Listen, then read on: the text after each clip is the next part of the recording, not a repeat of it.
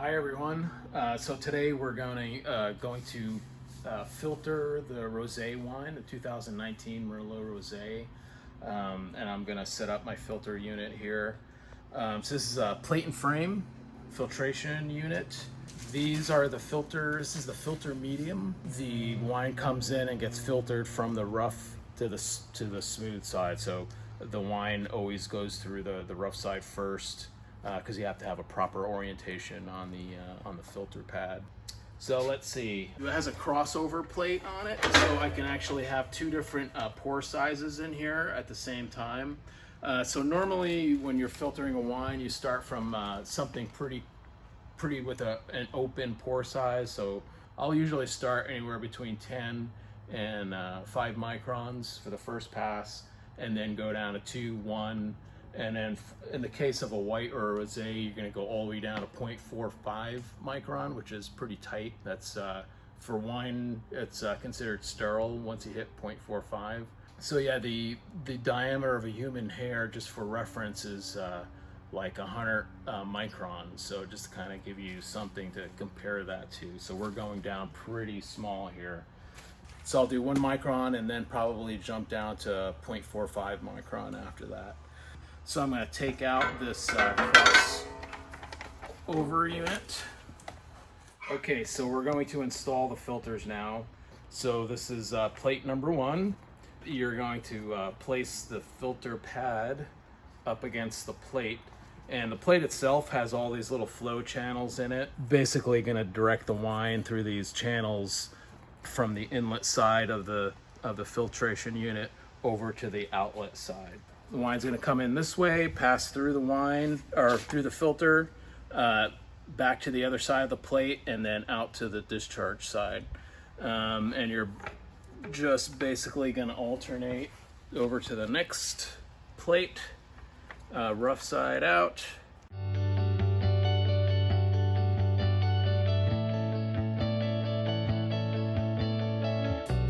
So all of my filters are loaded into place. So now I'm gonna just check the alignment. You want the pad pretty much centered on each one of the plates, so the wine isn't bypassing the filter. So once you get everything pretty much straight and lined up, we're gonna compress the filter pads down using this little hand wheel.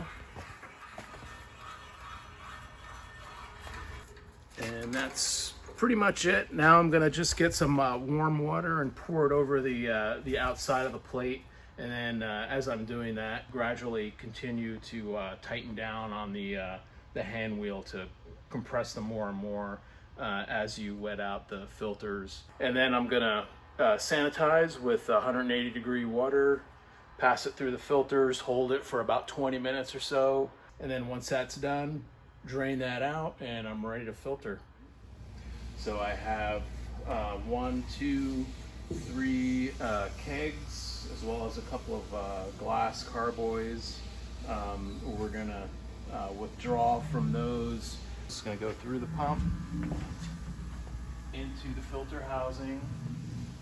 It's gonna go through the inlet side, pass through the filters, go out through this hose, and into my tank through this hose into the bottom of the tank, and we're going to fill from the bottom. Initially I want the hose out of the tank because we're going to get some water initially, because it was just flushed with water. There's going to be some residual water, and I don't want that in the wine in the final filtered pool. In the meantime, we're also putting in a nitrogen gas overlay into the tank. That eliminates any air in the tank, so that we want to minimize the amount of oxygen contact from the wine to the atmosphere, so we don't want to oxidize the wine.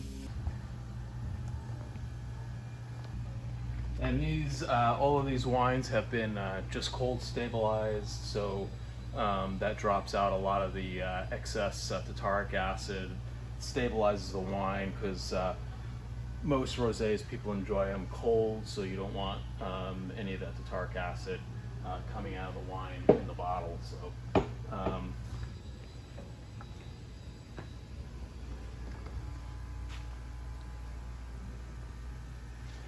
And because we're going through a 1.0 micron filter pore size, we're going to be filtering at a fairly low flow rate. So we'll start out about 9% until the system gets primed. Now we're going to wait for the wine to go through the tubing, through the filters, and now it's starting to come through the hose. And as you can see, it's pretty light in color, so it's mostly water right now. So we'll wait until a lot of that is displaced with wine, which I can see that it's, so now that's wine. So now we're going to connect to our tank. Okay, and now we're gonna just go ahead and start filtration. The only other thing we need to watch is we need to keep an eye on our the inlet pressure on our filters. I have it marked. We don't want it going over 22 psi. That's indicative of plugged filters.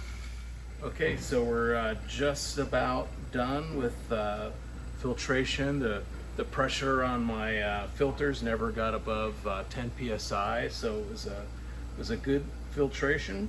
So once it clears the pump's no longer going to function. So what I'm going to do is disconnect it from the discharge side of the pump, and we're going to force the remainder of the wine through the filters with nitrogen overpressure. So we're going to remove the nitrogen sparge from the wine tank, and we're going to put on our tri-clamp fitting.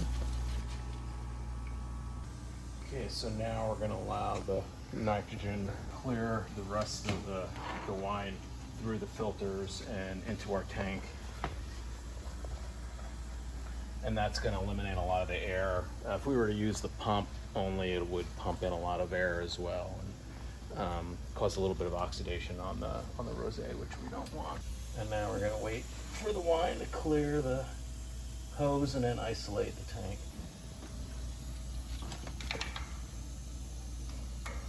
And that's it. 4 of our wines in the tank. It's been successfully filtered. So now the last step would be the 0.45 micron filtration, and then it'll be ready for bottling, which I hope to do in a couple of weeks, and have this out for purchase in early August. Anyway, that's it. That's filtration of rosé.